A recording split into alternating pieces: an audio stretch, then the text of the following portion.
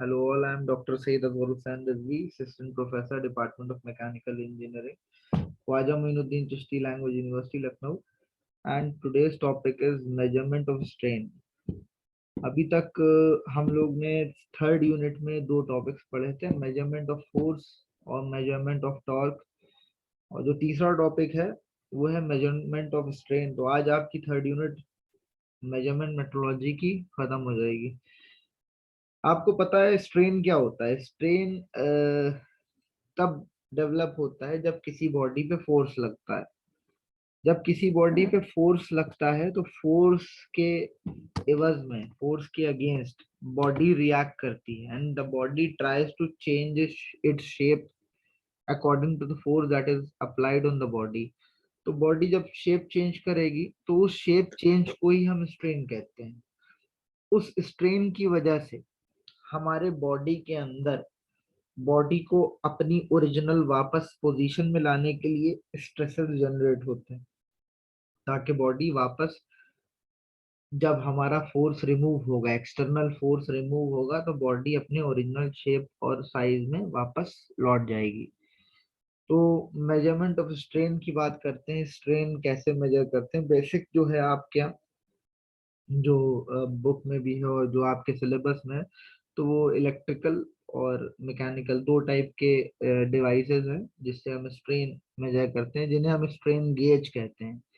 कोई भी measuring device होती है उसको हम गेज कहते हैं, ठीक है। तो यहाँ पे स्ट्रेन मेजर कर रहे हैं तो इसलिए स्ट्रेन गेज को अभी हमने प्रीवियसली यूज किया था मेजरमेंट ऑफ फोर्स में, जहाँ पे हम combination of four strain gauges लगा के हम लोग दो टेंसाइल में दो कंप्रेसिव में हम लोग फोर्स को मेजर कर रहे थे।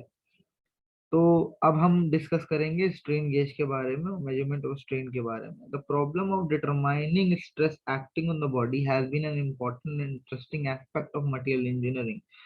Prior to the invention of electrical resistance strain gauges, extensometers were extensively employed for determination of strain.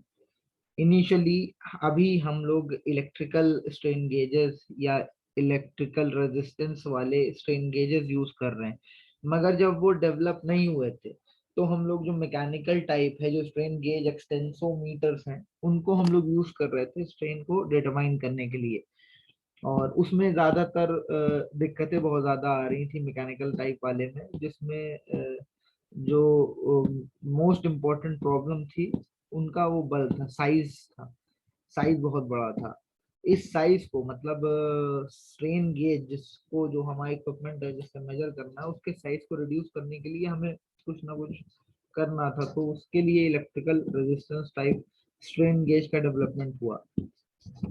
और आगे बढ़ते हैं। In 1856, Lord Kelvin established the principle of electrical resistance strain gauge when he demonstrated that when stress is applied to a metal wire, apart from undergoing change in both length and diameter, there will be some change in the electrical resistance of the wire. इन्हीं ने क्या phenomena लगाया? जब भी किसी wire पे कोई force लग रहा होता है तो उसमें स्ट्रेन डेवलप होता है। उसकी लेंथ और डायमीटर चेंज होने के साथ साथ उसका रेजिस्टेंस भी चेंज होता है। इन्हीं ने वो कॉन्सेप्ट लगा के स्ट्रेन गेज बनाया। By changing the resistance of the wire on application of force we can directly calculate the strain developed in that wire. सबको समझ में आ रहा है? Hello, yes sir. कॉन्सेप्ट इन्हीं ने क्या लगाया? लेंथ और विड्थ, उसकी डायमीटर तो चेंज हो रहा है। किसी वायर को आप एक्सटेंड करेंगे तो उसकी लेंथ बढ़ेगी, डायमीटर कम होगा, ठीक। But significant change was observed in the electrical resistance of the wire. उस इलेक्ट्रिकल रेजिस्टेंस के चेंज की वजह से we can directly find out the strain that is developing inside the wire, ठीक है। When the external force acts on the body is in condition of stress and strain. Since direct measurement of stress is not possible, its effects such as change of shape of the body or change in the length. Kindly mute your mics. एक बजे पहले पंडित में खाएंगे और निकलेंगे, कहीं जाना है। Prabhakar Mishra, mute your mic. there will be some change in the electrical resistance. Direct measurement नहीं हो सकता हमारे स्ट्रेस का, और such as change of shape of the body length का भी डायरेक्ट मेजरमेंट हो सकता है, ठीक है। दस providing a relation between stress and strain, हम डायरेक्ट रिलेशन जो है ना निकाल सकते हैं स्ट्रेस और स्ट्रेन में। If adequate information is available, stress acting on the body can be computed. भाई हमें फोर्स पता हो, हमें स्ट्रेन पता हो, ठीक है, हमें एरिया पता हो, हम स्ट्रेस निकाल लेंगे, ठीक है, मगर उसके लिए कोई एडिक्वेट इंफॉर्मेशन अवेलेबल हो। बिना किसी इंफॉर्मेशन के हम स्ट्रेस नहीं निकाल सकते।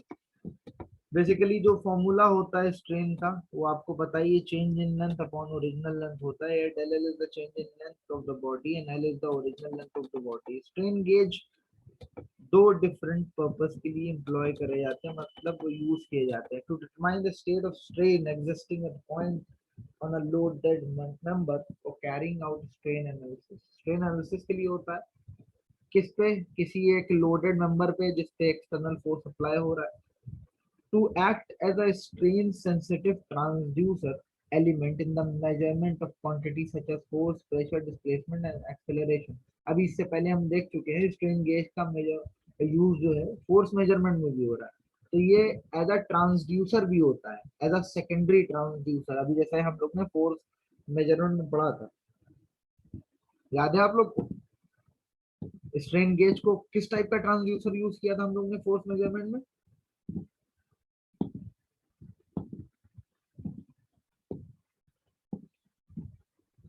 विजय यस सर। किस टाइप का ट्रांसड्यूसर यूज किया था स्ट्रेन गेज को फोर्स मेजरमेंट?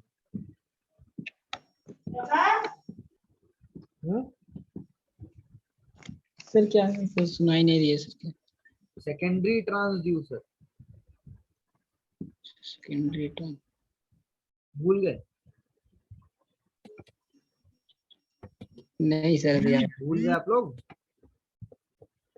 यस सर, एक बार और सर, थोड़ा सा हेलो एक बार और सर। Hello yes sir.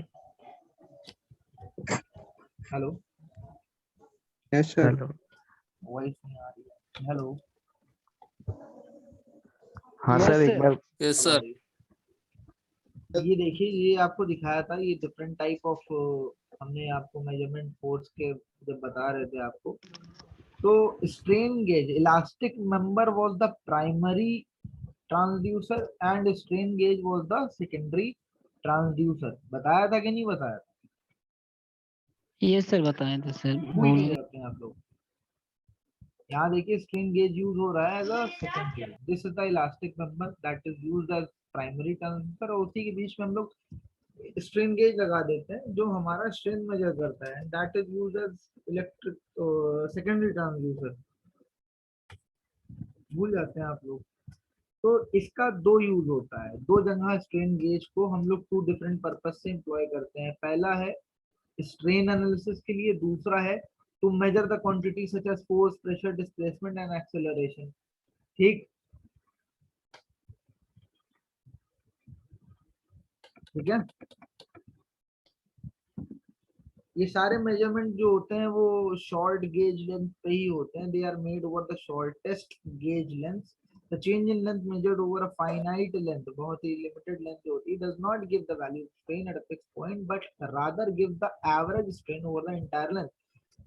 कभी भी जो स्ट्रेन निकालते हैं वो किसी एक फिक्स पॉइंट पे हमें वैल्यू नहीं देता है, बट वो एक एवरेज स्ट्रेन की वैल्यू देता है इंटायर लेंथ पे जिसपे हम मेजर कर रहे हैं, जिसपे फोर्स अप्लाई हो रहा है। ये नहीं कि किसी एक पॉइंट पे हमें स्ट्रेन दे रहा है। It will give the value of average strain that is acting over the entire length of that body that is experiencing the force। A magnification system is essential since the change in the length is over a small gauge length। तो उसके लिए दो type के हम strain gauges use करते हैं। अभी हमने स्टार्टिंग में जब हमने लेक्चर शुरू किया तो बताया था दो टाइप के स्ट्रेन गेजेस यूज करते हैं। एक मैकेनिकल स्ट्रेन गेज जो इनिशियली यूज होता आ रहा है, और उसके जो दिक्कतें थी क्योंकि वो साइज में काफी बड़ा था, ठीक है, तो उसकी जो दिक्कतें थी, उसकी जो प्रॉब्लम्स थी, उसके जो कॉम्प्लेक्सिटीज थी, उसको रिड्यूस करने के लिए हमारा लॉर्ड केल्विन में इलेक्ट्रिकल आपका स्ट्रेन गेजेस को डेवलप किया था। पहले हम लोग डिस्कस करेंगे मैकेनिकल स्ट्रेन गेजेस। इनका बेसिक यूज जो होता है वो सिविल जो स्ट्रक्चर्स होते हैं बड़े बड़े, उनके स्ट्रेन एनालिसिस में होता है। और इसको प्रोफेसर हर्मन सी बेरी ने यूनिवर्सिटी ऑफ पेनिसिल्वेनिया में 1910 में डिजाइन किया था। It is employed for measuring small deformation under linear strain condition. और गेज लेंथ जो होती है वो होती है 200 mm तक। इतनी mm तक की लेंथ पे हम लोग स्ट्रेन को नापते हैं। The strain obtained is magnified by employing mechanical means, जैसे कि लीवर सिस्टम, लिवरेज जो होता है उसको यूज करते हैं ताकि हम स्ट्रेन को मैग्नीफाई कर सकें। और employed for amplification the displacement measured over the gauge length. The mechanical strain gauge comprises two gauge points. एक फिक्स होता है और अदर जो होता है वो मैकेनिकल लेवरेज से कनेक्टेड होता है। इस मैकेनिकल जो स्ट्रेन गेज है उसमें दो गेज पॉइंट होते हैं, एक को फिक्स कर देते हैं, दूसरे पॉइंट को हम लोग मैकेनिकल जो लीवर होता है, मैग्नीफाइंग लीवर, उससे कनेक्ट कर देते हैं। Both these points are placed on the specimen. Fix point को भी हम स्पेसिमेन पे रखते हैं और जो हमारा लीवर से कनेक्ट है उसको भी हम स्पेसिमेन पे रखते हैं। The displacement caused is magnified by the lever and is indicated on the dial indicator। अभी नीचे फिगर आपको देखेंगे। फिक्स पॉइंट तो आपका फिक्स ही रहेगा, मगर जो मूवेबल पॉइंट है जो आपका मैग्नीफाइंग लीवर से कनेक्टेड है, वो मैग्नीफाइंग लीवर आपका एक पॉइंटर से कनेक्ट होगा, जो पॉइंटर आपका डायल इंडिकेटर पे वैल्यू को स्ट्रेन की शो करेगा। ठीक है। The strain is determined by dividing the measure displacement over the gauge length. पहले एक्सटेंसोमीटर यूज होते थे, single mechanical lever for obtaining magnification 10 to 1। This was sufficient to work as long as on a long gauge length. Recent extensometer which are used for short gauge employs compound levers having a higher magnification of 2000 to 1। मतलब पहले तो हमारे जो एक्सटेंसोमीटर होते थे वो mechanical liver use होते थे, मगर अब हमारे जो डायल गेजेस यूज होने लगे हैं, थोड़े एडवांस होने लगे हैं, तो उससे मैग्निफिकेशन काफी हाई हो गया है, 2000 to 1 हो गया है। इतना ज्यादा हम मैग्नीफाई कर सकते हैं अपनी वैल्यू को। ये बेसिक हमारा ये जो फिगर है ये हमारी मैकेनिकल स्ट्रेन गेज की है। ये जो बेरी ने डिजाइन किया था 1910 में। इसमें बेसिकली क्या था, इसमें ये जो सिस्टम है, ये जो आपका स्ट्रेन गेज है जो ऊपर लगा है, दैट इज अब मच बल्कि बड़ा, बहुत बड़े साइज में होता है। इसमें दो पॉइंट हैं, आप लोग को जैसे ऊपर ही बताया था, एक पॉइंट फिक्स होता है वो भी स्पेसिमेन वो होता है, और एक पॉइंट जो होता है वो आपके मैकेनिकल मैग्नीफाइंग लीवर से कनेक्टेड होता है, वो भी आपका in contact with the specimen होता है। और जो भी हम फोर्स लगाते हैं स्पेसिमेन में दोनों साइड में, चाहे वो टेंसाइल हो चाहे वो कंप्रेसिव हो, और ये दोनों पॉइंट के बीच की जो लेंथ होती है उसको हम गेज लेंथ बोलते हैं। जितना भी आपका कंप्रेशन में या टेंशन में स्ट्रेन डेवलप होता है वो इस पॉइंट से मैग्नीफाई होता है, और मैग्नीफाई होके डायल इंडिकेटर पे जाके इंडिकेट हो जाता है। अर्लियर हमारे यहाँ मैकेनिकल लीवर यूज होते थे क्योंकि उसमें मैग्निफिकेशन कम होता है। बाद में हम लोग यहाँ पे डायल इंडिकेटर या डायल गेज का यूज करने लगे ताकि हम लोग इसको थोड़ा और ज्यादा मैग्नीफाई कर सकें इसकी वैल्यू को। ठीक है, क्लियर है मैकेनिकल स्ट्रेन गेज?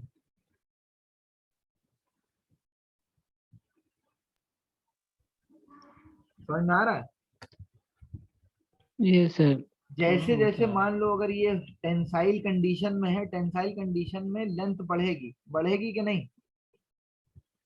सर बढ़ेगी। तो ये जो गेज लेंथ होगी मतलब फिक्स पॉइंट और मूवेबल पॉइंट की डिस्टेंस भी बढ़ेगी। तो जैसे ही ये पॉइंट आगे बढ़ेगा वैसे ही ये लीवर में भी चेंज आएगा, लीवर में चेंज आएगा, लीवर इसको कंप्रेस करेगा डायल इंडिकेटर को, और डायल इंडिकेटर को जब कंप्रेस करेगा तो इसका पॉइंटर मूव करके वैल्यू दिखाएगा। ठीक है, जब कंप्रेशन की कंडीशन आएगी तो ये स्पेसिमेन अंदर की तरफ घटेगा, दबेगा, लेंथ घटेगी, तो ये पॉइंट इधर की तरफ मूव करेगा। जब ये इधर की तरफ मूव करेगा तो ये जो इसका लीवर है ये बाहर की तरफ मूव करेगा, बाहर की तरफ मूव करेगा तो डायल इंडिकेटर फिर मूव करेगा और जितना भी कंप्रेशन में स्ट्रेन डेवलप होगा उसको शो करेगा। क्लियर है? Yes, sir. Yes, sir.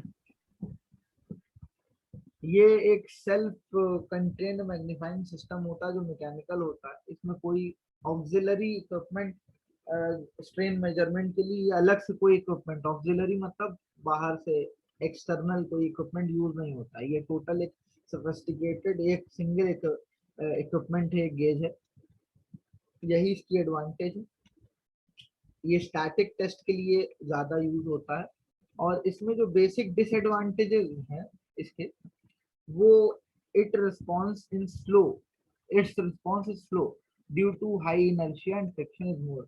क्योंकि फ्रिक्शन, मूवेबल पार्ट्स ज्यादा हैं, ठीक है, इसमें मूवेबल पार्ट्स हैं, लीवर है, पिवट है, आपका डायल इंडिकेटर का मोशन है, आपके जो मूवेबल पॉइंट है उसका मोशन है। इस वजह से फ्रिक्शन ज्यादा है, इनर्शिया है। Automatic recording of the reading is not possible.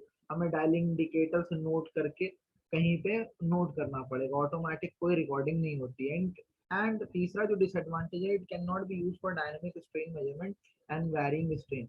ये डायनामिक स्ट्रेन मेजरमेंट के लिए नहीं होता है, स्टैटिक मेजरमेंट के लिए होता है। मतलब एक किसी एक पॉइंट पे मेजर करने के लिए चले गए, रख दिया, ठीक है। और जहाँ पे स्ट्रेन वैरी करता रहता है वहां पे इसको यूज नहीं कर सकते हैं। ये एक बार में एक टाइप का फोर्स लग रहा है, उससे जो स्ट्रेन डेवलप हो रही है हम वही मेजर कर सकते हैं। जहाँ पे लगातार फोर्स के डिफरेंस क्रिएट होता रहता है, उसकी वजह से स्ट्रेन में जो फर्क आता रहता है, उसको मेजर करने के लिए हम इसको एम्प्लॉय नहीं करते हैं। In that case we employ electrical strain gauges that are based on resistance. दूसरा टाइप का जो हमारा स्ट्रेन गेज है वो इलेक्ट्रिकल स्ट्रेन गेज है। And a change in strain produces a change in electrical characteristic, जैसा कि हमने अभी बताया था आपको, such as inductance, capacitance, resistance।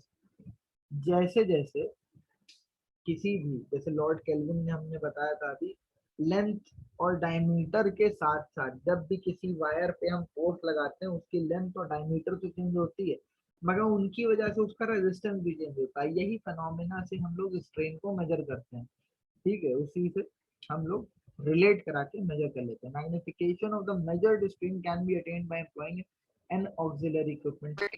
अभी हम लोग ने मैकेनिकल स्ट्रेन गेज में देखा कोई भी ऑक्सिलरी बाहरी इक्विपमेंट नहीं लगाते हैं, ये खुद एक सोफिस्टिकेटेड मेजरिंग गेज है।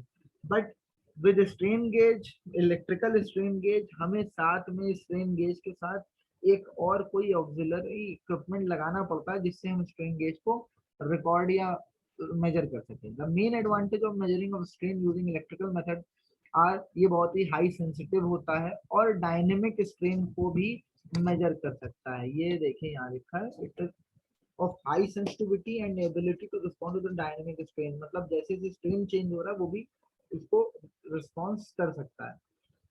The following are the advantage of strain gauges. Simple construction होता है, बहुत छोटे होते हैं। Strain gauges can be calibrated in terms of quantity such as force, displacement, pressure and accelerometer. ये इन सबको मेजर करने के भी काम आ सकता है हमारा जो इलेक्ट्रिकल टाइप है, और ये बहुत ही सेंसिटिव होता है। और सर थोड़ा धीरे पढ़ाइए। थोड़ा धीरे पढ़ाएं। अच्छा, यस सर, बहुत फास्ट है यार, हमें तो लग रहा बहुत है फास्ट बहुत, पढ़ा। हमें तो लग रहा है हम बहुत धीमे पढ़ा रहे हैं। 40 ही मिनट मिलते हैं जूम की मीटिंग में, इसलिए थोड़ा सा भागना पड़ता है हल्का सा। यस। तो ये सेंसिटिव है और ये फोर्स के, डिस्प्लेसमेंट के, प्रेशर के, एक्सेलरेशन सबके मेजरमेंट में काम आ सकता है। इससे पहले जो मैकेनिकल टाइप था वो सिर्फ हम स्ट्रेन निकालने के लिए किसी भी रॉड में हम लगा सकते थे, मगर स्ट्रेन, इलेक्ट्रिकल स्ट्रेन गेजेस हम लोग इन सब के भी एप्लीकेशन में यूज कर सकते हैं। लीनियर मेजरमेंट अकम्प्लिश होता है इसमें, और they provide good output for indicating and recording purpose. अच्छे आउटपुट मिलते हैं, हम यानी कि बहुत ही एक्यूरेट आउटपुट मिलते हैं, प्रिसाइज आउटपुट मिलते हैं। और strain gauge are inexpensive and reliable, क्योंकि सिंपल वायर से बनते हैं और बहुत छोटे होते हैं, तो ये रिलायबल भी होते हैं और सस्ते भी होते हैं, इनएक्सपेंसिव होते हैं। रेजिस्टेंस स्ट्रेन गेजेस बेसिकली दो टाइप के होते हैं, एक अनबॉन्डेड और एक बॉन्डेड। मैकेनिकल और इलेक्ट्रिकल दो टाइप के स्ट्रेन गेज हैं। अब इलेक्ट्रिकल वाले में, रेजिस्टेंस टाइप वाले में दो स्ट्रेन गेज हैं, अनबॉन्डेड और बॉन्डेड। आगे अब वो पढ़ेंगे। ये अनबॉन्डेड है, जो अभी हम लोग ने ऊपर देखा था फोर्स मेजरमेंट में, और ये बॉन्डेड है। ठीक है, ये सब आप लोग ने हमारे हिसाब से देखे होंगे। हेलो।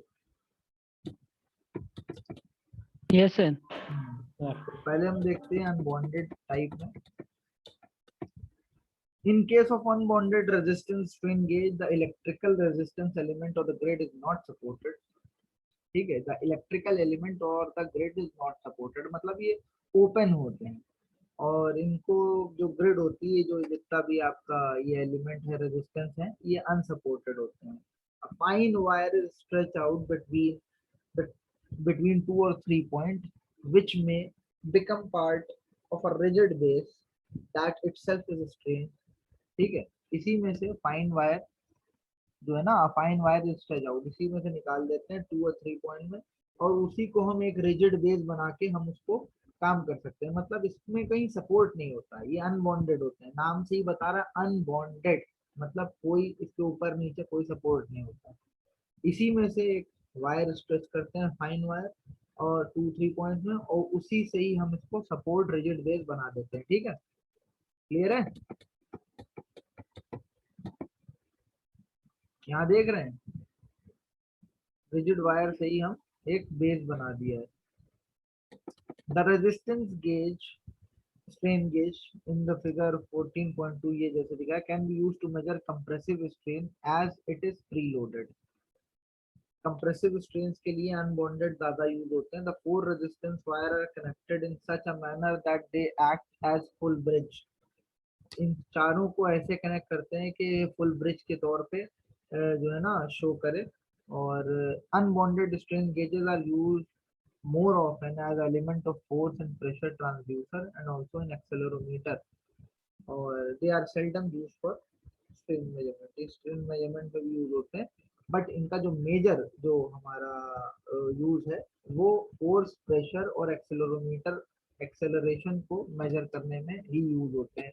इस टाइप के ये हम लोग देख चुके हैं कि इस तरह के हम लोग फोर्स मेजरमेंट में यूज कर चुके हैं। आगे बढ़ते हैं। दूसरा है बॉन्डेड टाइप में। बॉन्डेड टाइप में दो इंसुलेटिंग मटेरियल की हम लोग एक लेयर बना देते हैं और उसी के बीच में हम पूरी असेंबली स्ट्रेन गेज की रखते हैं। जैसे कि यहाँ दिखाया गया, दो इंसुलेटिंग मटेरियल के बीच में ये स्ट्रेन गेज है हमारा। A strain gauge which is approximately shaped piece of resistance material is bonded to the surface of the material to be tested। ये किसी जिस मटेरियल पे जो है ना हमें टेस्ट करना, उस पे बॉन्ड कर देते हैं। It is known as bonded strain gauge as shown in figure। A thin wire in the form of grid pattern is cemented in between thin sheets of insulating material such as paper or plastic। Paper या plastic के covering जो insulate करें thin wires को, उसके बीच में इनको रखा जाता है। द स्ट्रेन गेज में also be a thin metal foil. यहाँ वायर की जगह हम मेटल फॉइल भी यूज करते हैं, जैसा कि यहाँ पे दिखाया गया है। एक वायर टाइप है और एक फॉइल टाइप है।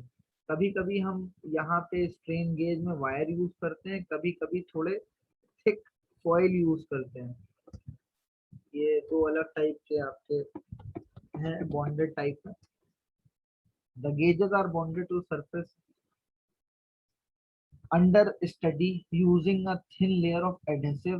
Waterproofing is provided by applying layer of wax or lacquer on the gauge। Basically इनको जिस सरफेस पे हमें स्ट्रेन मेजर करना है उस सरफेस पे इनको चिपकाना होगा थ्रू एडहेसिव।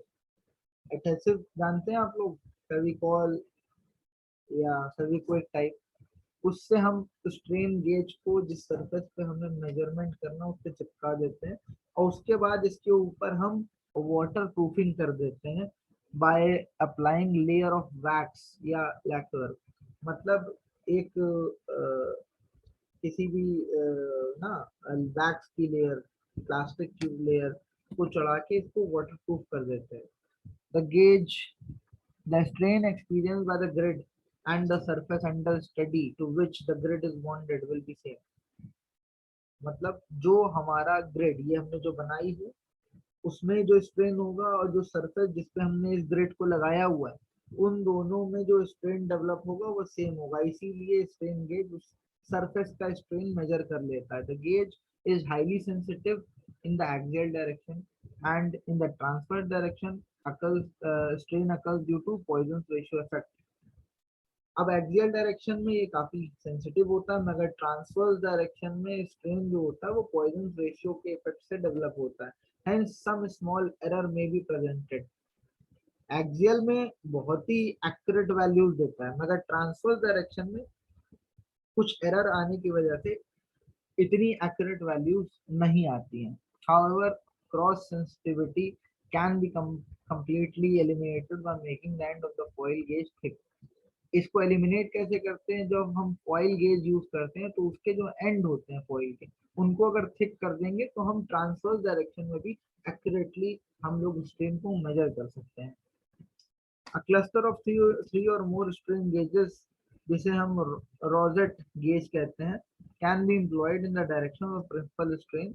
अगर हमारा प्रिंसिपल स्ट्रेन अननोन है तो हम 2 या 3 से ज्यादा स्ट्रेन गेज को, जिसे हम रोजेट गेज कहते हैं, उसको भी एम्प्लॉय कर सकते हैं गेज स्ट्रेन मेजरमेंट के लिए। 3 टाइप के बेसिकली गेज हमारे इलेक्ट्रिकल वाले होते हैं। एक वायर टाइप होता है, एक फॉइल टाइप होता है, एक सेमीकंडक्टर टाइप होता है। वायर टाइप में हम लोग 0.025 के वायर वाउंड को हम ग्रिड शेप में कन्वर्ट करके हम लोग स्ट्रेन गेज बनाते हैं। ठीक है। फॉइल टाइप में हमारे एक थिक जो है ना फॉइल होता है जिसकी जो वैल्यू होती है 0.005 mm, इसका फॉइल हम यूज करके हम स्ट्रेन गेज को डेवलप करते हैं। और सेमीकंडक्टर में एक single semiconductor gauge are cut from single structure of silicon और जर्मेनियम। ये बेसिकली सिलिकॉन या जर्मेनियम से बनते हैं। ये 2 मटेरियल होते हैं। बेसिकली सेमीकंडक्टर वो होते हैं जो पी टाइप और एन टाइप होते हैं। आप लोग ने अगर इलेक्ट्रॉनिक्स में फर्स्ट ईयर में पढ़ा हो तो उसमें ज़्यादा इसकी नॉलेज दी जाती है। ये बेसिकली आपके इनमें इलेक्ट्रॉन्स की कमी होती है, ज्यादती होती है, उसी से ही ये अपना रेजिस्टेंस भी होता है इसके अंदर। इसी से डायोड बनते हैं, आपने अगर देखा हो। ठीक है। तो when the electrical resistance of the gauge increases due to tensile strength, it is known as positive और p type semiconductor।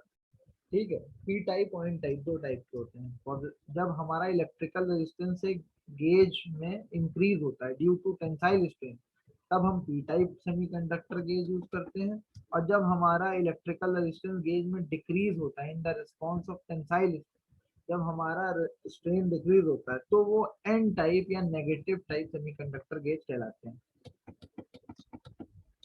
Semiconductor gauge comprises of rectangular filament. ये रेक्टेंगुलर फिलामेंट है, यहाँ पे ये रेक्टेंगुलर शेप का होगा।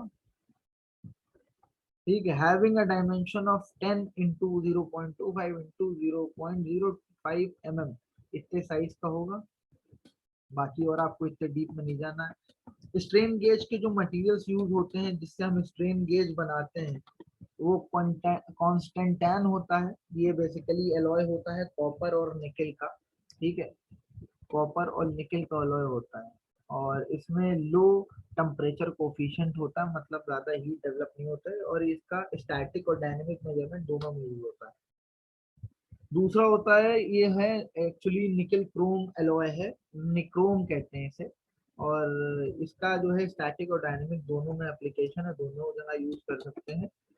अगला जो है वो डायनालॉय है। ये बेसिकली निकल और आयरन का अलॉय होता है और and exhibit high resistance to fatigue, मतलब ये जल्दी फेल नहीं करता है, बहुत ही जो है ना फटीग रेजिस्टेंट होता है। और इसको हम लोग सिर्फ डायनेमिक रेजिस्टेंस को मेजर करने के लिए यूज करते हैं।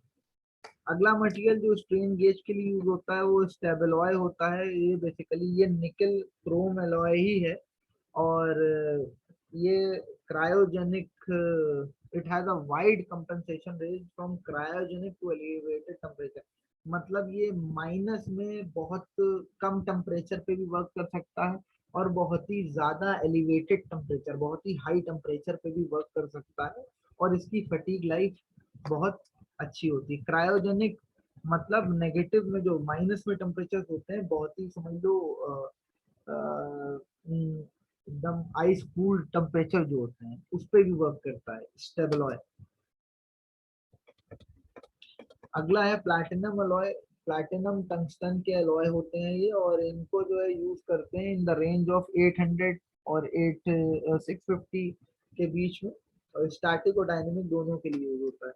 आपको बस इतने ही टाइप के आपको मटेरियल पता होने चाहिए कि कौन कौन से मटेरियल सेमीकंडक्टर के लिए यूज होते हैं। पहला है कॉन्स्टेंटाइन, दूसरा है निक्रोम, तीसरा है डायनोलॉय, फिर स्टेबलॉय और प्लैटिनम अलॉय। ये 5 तरीके के हम लोग मटेरियल यूज करते हैं। ये कैरेक्टरिस्टिक्स होनी चाहिए किसी ग्रिड मटेरियल में जो हम लोग यूज कर रहे हैं। मटेरियल फॉर आपका स्ट्रेन गेज, उसमें हाई गेज फैक्टर होना चाहिए, हाई रेजिस्टिविटी होनी चाहिए, लो टेम्परेचर सेंसिटिविटी, मतलब टेम्परेचर पे जो है ना ज्यादा इफेक्ट ना पड़े, हाई इलेक्ट्रिकल स्टेबिलिटी होनी चाहिए, हाई यील्ड पॉइंट होना चाहिए, high endurance limit, good workability, good soldering and weldability, low hysteresis, low thermal EMF when joined with other material, और low corrosion resistance होनी चाहिए। ये प्रॉपर्टीज होनी चाहिए, कैरेक्टरिस्टिक्स होनी चाहिए किसी एक अच्छे ग्रिड मटेरियल के लिए। इसके बाद आपके सिलेबस में जो है वो है gauge factor. Gauge factor generally होता है, it is a factor, it is the most important factor for strain gauges। ये it is the measurement of amount of resistance change for a given strain and therefore serves as the index of strain sensitivity of the gauge। ये basically एक index है strain sensitivity का, किसी भी gauge का, strain gauge का, और ये जो है ये मेजर होता है अमाउंट ऑफ रेजिस्टेंस चेंज, कितना अमाउंट ऑफ रेजिस्टेंस चेंज हो गया फॉर अ गिवन स्ट्रेन, एक गिवन स्ट्रेन के लिए। ये स्ट्रेन है हमारी डेल एल अपॉन एल, इसके लिए कितना रेजिस्टेंस में चेंज आया है, the change in resistance del R upon R whole divided by del F upon del L upon L, मतलब डिवाइडेड बाय स्ट्रेन है, और ये change in resistance upon resistance whole divided by strain, and F is the gauge factor, जिससे हम किसी भी एक strain gauge की सेंसिटिविटी को मेजर करते हैं। ठीक है, ठीक है, क्लियर है? हेलो, इसकी वैल्यू Yes, जो sir. लाई करती है वो 1.7 से 4 के बीच में लाई करती है, depending upon the length of the gauge. ठीक है, यहाँ पे एफ जो है गेज फैक्टर है, डेल आर जो है चेंज इन रेजिस्टेंस है, del L change in length है, और ये रेजिस्टेंस और लेंथ दोनों स्ट्रेनिंग की वजह से चेंज होंगे along with the surface जिसपे ये बॉन्ड है, जिसपे ये स्ट्रेन गेज चिपकाया गया है, बॉन्ड किया गया है, उसके हिसाब से उस की जो है ना वायर का रेजिस्टेंस और लेंथ दोनों चेंज होगी। ठीक है, और आर जो है और एल जो है वो internal resistance and length of strain gauge है रिस्पेक्टिवली। आपके सिलेबस में बस इतना ही है, तो जितना हमने पढ़ाया वो आप लोग पढ़ लीजिएगा।